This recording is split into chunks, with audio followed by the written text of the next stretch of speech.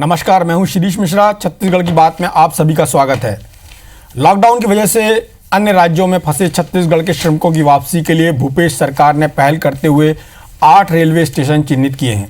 यहां मजदूरों को रिसीव कर उनका हेल्थ चेकअप किया जाएगा, फिर बसों के जरिए उनको घरों तक पहुँचाने की व्यवस्था की गई है। लेकिन केंद्र सरकार की ओर से ट्रेनों के समय और तारीख तय नहीं करने से राज्य सरकार का ये प्लान अटका हुआ है, जिस पर श्रम मंत्री शिव कुमार डहरिया ने केंद्र सरकार पर निशाना साधते हुए मजदूरों के साथ भेदभाव करने का आरोप लगाया है। इधर बीजेपी ने भी पलटवार करने में देरी नहीं की। मजदूरों को लेकर दिल्ली से लेकर रायपुर तक जो जुबानी जंग छिड़ी है उस पर चर्चा करेंगे, लेकिन उससे पहले देखेंगे एक रिपोर्ट।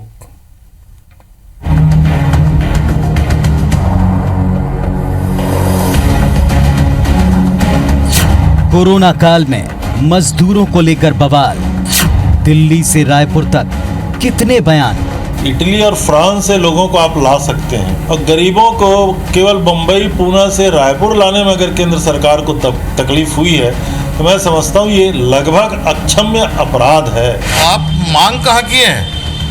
आपने मतलब इतना झूठ मतलब है ना कि पराकाष्ठा हो गया। ये गलती केंद्र सरकार कर रही है कि जब वो आपदा प्रबंधन कानून का इस्तेमाल कर रही है, आने जाने में दोनों राज्यों का तालमेल उसको सुनिश्चित करना होगा। अरे तारीख तय किए हैं, जरा बताएं तो कि कितनी ट्रेन चलाने के लिए उन्होंने पत्र लिखा है केंद्र सरकार को, रेलवे को, उसकी जरा सार्वजनिक कर दें।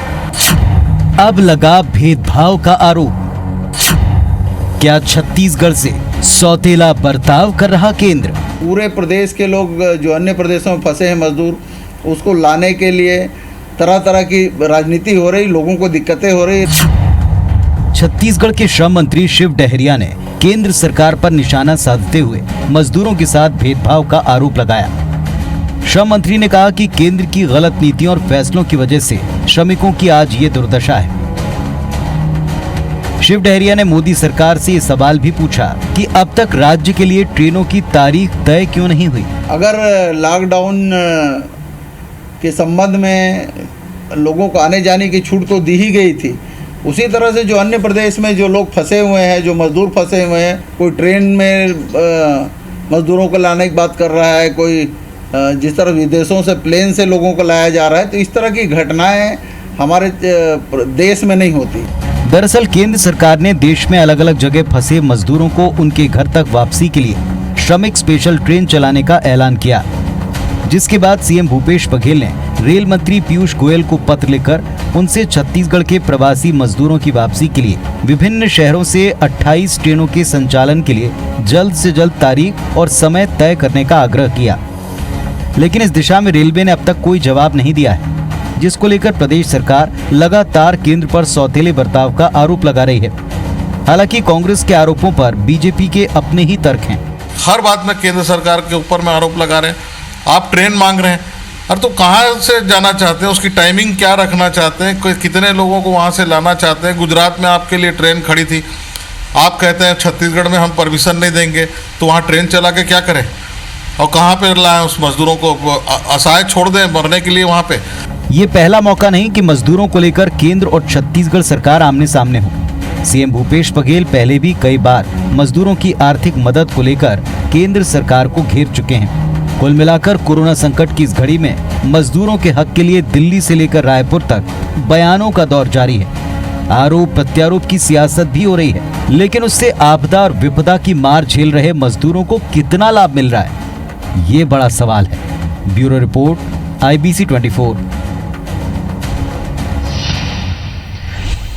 तो मजदूरों को लाने के लिए जो ट्रेन की बात हो रही है, जिस पर सियासत हो रही है, उस पर चर्चा के लिए हमारे साथ कांग्रेस से RP सिंह साहब का बहुत बहुत स्वागत है, और भारतीय जनता पार्टी से संजय श्रीवास्तव जी हैं। संजय जी, आपका भी बहुत बहुत स्वागत है। सबसे पहले तो बात ये करूँगा, बड़ी अमानवीय स्थिति है। आप यदि देखें रास्तों पर जिस तरह से मजदूर जा रहे हैं अपने परिवारों को लेकर, यदि उनकी बात सुने, 3-3 दिन से खाया नहीं है, पेट में अनाज नहीं है, जेब में पैसा नहीं है, साथ में लाइबिलिटी है, बच्चे साथ में है, गृहस्थी का छोटा मोटा सामान साथ में, रास्ते में कोई लूट लपट हो जाए कौन उसके लिए जिम्मेदार होगा? और सरकारें या नेता जिनके सबके बयान सुने, सुनील सोनी जी कह रहे हैं कि ट्रेन लाएं तो कहाँ खड़ी करें। आपकी कांग्रेस पार्टी बोल रही है कि अभी तक ट्रेन के लिए कोई तय नहीं हुआ कि कहाँ से आएगी ट्रेन। छत्तीसगढ़ सरकार ने 8 स्टेशन चिन्हित कर दिए हैं। संजय जी, सवाल ये है, केंद्र सरकार का एक कर्तव्य बनता है पूरे देश भर में, चूंकि केंद्र सरकार का राज चलता है, राज्यों की अपनी जिम्मेदारी है, तो क्या आपको नहीं लगता कि आपकी पार्टी को खुद सोचना चाहिए था? जिस तरह से मध्य प्रदेश में ट्रेन आ गई, उत्तर प्रदेश के मजदूर पहुंच गए, यहाँ पे छात्रों के मामले में यही हुआ, पहले मध्य प्रदेश के छात्र आए, उसके बाद छत्तीसगढ़ के छात्र आए। क्या आपको नहीं लगता कि कांग्रेस के आरोप किनारे भी कर दें हम कि कांग्रेस चलिए राजनीति की बात कर रही है, तो आपको नहीं लगता कि छत्तीसगढ़ के साथ ये अन्याय हो रहा है? देखिए शिरीष जी, कोरोना संक्रमण के समय में सबसे पहले इस दृष्टिकोण से बात करने की आवश्यकता है कि पूरा देश जो है वो भारत देश, वो हमारा देश है। बड़ा दुख होता है जब इस बात को सुनकर के कोई वरिष्ठ नेता या कोई बड़े नेता इस बात को कहते हैं कि केंद्र सरकार यदि विदेशों से फंसे हुए भारतीयों को लेकर आती है तो क्या मजदूरों को हम राज्यों के अंदर में भेज सकते हैं कि नहीं। तो सबसे बड़ा प्रश्न ये होता है कि आप यदि राज्य के हैं, राज्य की चिंता होनी चाहिए, इसमें कहीं आपत्ति नहीं है, लेकिन क्या विदेशों में फंसे हुए जो भारतीय नागरिक हैं वो इस देश के नागरिक हैं कि नहीं? क्या आप केवल राज्य के दृष्टिकोण से ही इस कोरोना संक्रमण को भी देखेंगे क्या? यदि हम अपेक्षा करते हैं केंद्र सरकार से, जो लॉकडाउन या लॉकडाउन के पहले ये कोरोना संक्रमण आया उसके पहले दिन से जो विषय वस्तु रहा और केंद्र सरकार से आपकी जो अपेक्षा रही, केंद्र सरकार के आंकड़े मेरे पास हैं, यदि आप कहें तो मैं 5-10 मिनट समय लेकर पूरा पढ़ सकता हूं कि राज्य सरकार को कितनी मदद मिली है। लेकिन हमेशा भ्रमित करके इस तरह की चीजों को उत्पन्न करना, मुझे लगता है शायद ये ठीक नहीं है। हम एक दूसरे के सहयोगी किस तरीके से बन सके। संजय जी, बहुत स्पेसिफिक सवाल कर रहा हूं, मैं आ रहा हूं रेलवे पे। आपने जैसे बोला ना कि मैं आंकड़े प्रस्तुत कर सकता हूं, तो सुनील सोनी जी आंकड़े प्रस्तुत कर चुके हैं, 2-3 दिन पहले हमारे प्रोग्राम में बैठे थे, उसकी आवश्यकता नहीं है। स्पेसिफिक बात की जाए, छत्तीसगढ़ के छात्रों को आने में देर क्यों हुई? अब छत्तीसगढ़ के मजदूरों को आने में क्या देरी है? क्यों ट्रेन का नहीं निर्धारित कर देते कि ये ट्रेन यहाँ से आएगी? और देखिए शिरीष जी, एक राज्य सरकारों को सबसे पहले अपनी कार्य योजना बनाने की आवश्यकता है। आज कांग्रेस के तमाम प्रकार के नेताओं के अलग अलग बयान आते हैं कि कोई कहता कि 1 लाख है, कोई कहता 1.25 लाख है, यहां तक कि जो दूसरी खबरें आती हैं कि 2.5 से 3 लाख मजदूर बाहर फंसे हुए हैं। इन लोगों को लाने की कार्य योजना, इनकी सूची, कौन से जिले के फंसे हैं, कहां अंबिकापुर से कहां से ट्रेन आ सकती है, गुजरात में कितने, मध्य प्रदेश में कितने, आज कितने हैं, यह संख्या आपको वहां पर देनी पड़ेगी ताकि रेलवे जो एक मिनट सर, लॉकडाउन की स्थिति में जो बंद है वो वहां पर व्यवस्था करे। लेकिन आज हलचल इसलिए मची है ज्यादा कि दुर्भाग्य की बात है कि आज जिस तरीके से आपने भी समाचार पत्र में पढ़ा कि गुजरात की 2 ट्रेनें, कल गुरुवार को और आज शुक्रवार को 2 ट्रेनें, जिसमें 1200 गुजरात से जो छत्तीसगढ़ के श्रमिक। पहला सवाल तो हमारा यह होता है कि जो ट्रेन पर बैठ गए थे मजदूर लोग, उनके लिए आपने सहमति क्यों नहीं दी? क्या वो 2400 मजदूर जो गुजरात से आने वाले थे, नाडिया से आने वाले थे, क्या वो छत्तीसगढ़ के मजदूर हैं कि नहीं? तो पहला सवाल यह है कि आप जहां पर सुविधाएं मिल रही हैं उस पर आप सवाल खड़ा कर रहे हैं। दरअसल शिरीष जी, बात यह है कि इनकी कोई तैयारी नहीं है कि कहां कितने मजदूर फंसे हैं। इन्होंने ट्रेनें का प्रोग्राम कब भेजा है? यदि ये पत्र को जारी कर देना, हमने तो लगातार 3 दिन से हम मांग कर रहे हैं कि पत्र को जारी करिए। आपने लिखा कब है?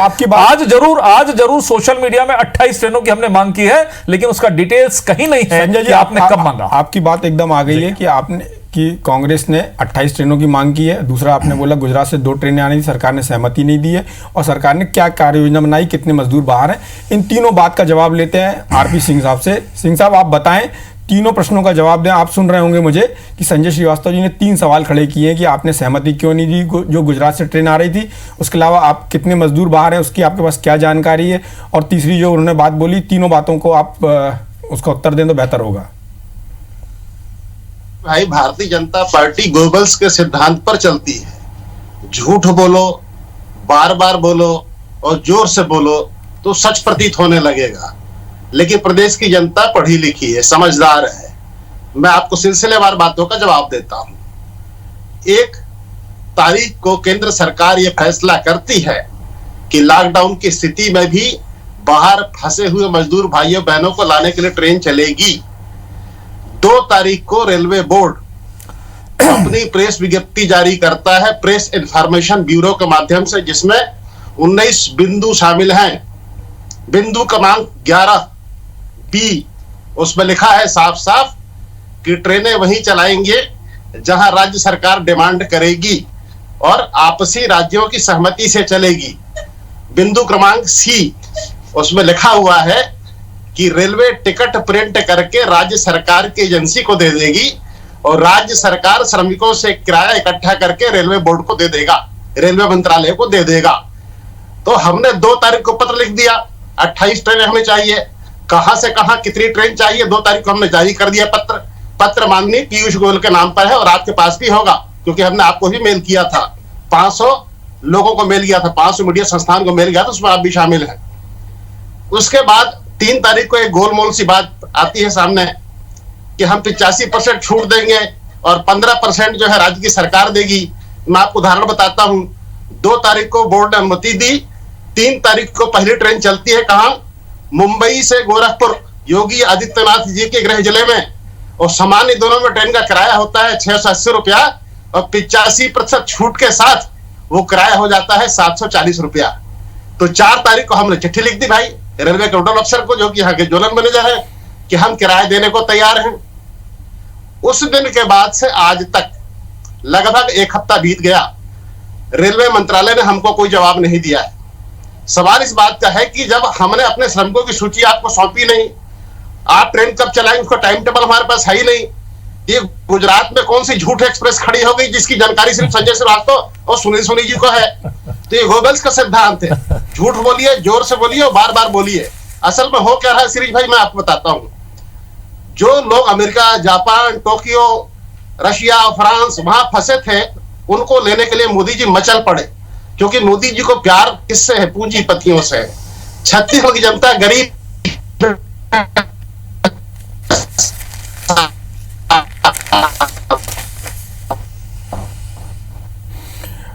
सिग्नल की दिक्कत के कारण आपकी आवाज़ नहीं आ पा रही है। हम संजय जी से बात करते हैं। संजय जी, जैसा उन्होंने कहा कि मोदी जी को विदेश के लोगों की चिंता है, गरीब लोगों की चिंता नहीं है, कम से कम इस बात का तो जवाब दे दीजिए आप। बाकी बातें सुनाई नहीं पड़ी हैं। देखिए, मुझे श्री जी ऐसा लगता है कि जिन आवाज़ आएगी तो फिर दोबारा से ले लेंगे। जिन सवालों को आपने आरपी सिंह जी को कहा कि उसके पुख्ता प्रमाण उन्होंने प्रस्तुत नहीं की दिए, उन्होंने 1, 2, 3 तारीख की बात कह दी है। आज मुश्किल से 7, 8 तारीख है, तो ये 3-4 दिनों का प्रोग्रेस। और आपको मालूम है कि सबसे पहला जो सवाल और सबसे एथेंटिक सवाल था कि देखिए, आज यदि 1 लाख यदि मजदूर हैं तो 1 लाख मजदूर एक दिन में नहीं आएंगे। यदि 2500-3000 कल मजदूर यदि आ रहे थे गुजरात से, जहां पे ट्रेनें खड़ी थी, ट्रेन के अंदर में मजदूर बैठ गए थे, उसका जवाब इनके पास में नहीं है। ये केवल इनकी व्यस्तता दूसरी जगह पर है, पत्र लिखने पर व्यस्त है इनकी, लेकिन उन 2500 मजदूर को हम यहां पर लेकर आए, इसके लिए इनके पास में कहीं कोई जवाब नहीं, कहीं कोई व्यवस्था नहीं है। इसलिए घेरे बंदे में, कटघरे में कहीं ना कहीं खड़े हुए दिखाई दे रहे हैं। दूसरा विषय जो रेल किराए की बातचीत कर रहे हैं, कहीं इसमें रेल किराया ठीक है, 85% रेलवे का क्लियर हो गया मामला, 15% राज्य का है। और राज्य के अंश को भी शायद इनको जानकारी नहीं है। जिन राज्यों के मजदूर हैं और जिन राज्य से मजदूर आना है, उन दोनों राज्यों को मिलकर 15% जो गाइडलाइन है रेलवे की, क्योंकि ये घुमाकर बोलने की आरपी की हमेशा से आदत है। मैंने कई बार क्रॉस चेक किया है। आरपी जी कनेक्ट हो गए, एक बार आरपी जी का ले लेता हूं। हाँ सिंह साहब, बताइए। देखिए शिरीष भाई, झूठ किस सफाई से बोला जाता है और किस आत्मविश्वास के साथ बोला जाता है, ये भारतीय जनता पार्टी के मित्रों से सीखना चाहिए।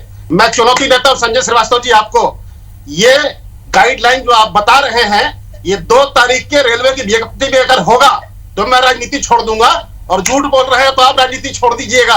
बोलिए, आपको मंजूर है? बिल्कुल मंजूर है। बोलिए। बिंदु क्रमांक 11 सुनिए, बिंदु क्रमांक 11 पॉइंट बी, उसमें साफ साफ लिखा हुआ है कि किराया वसूल किया जाएगा। और किराया कौन लेगा?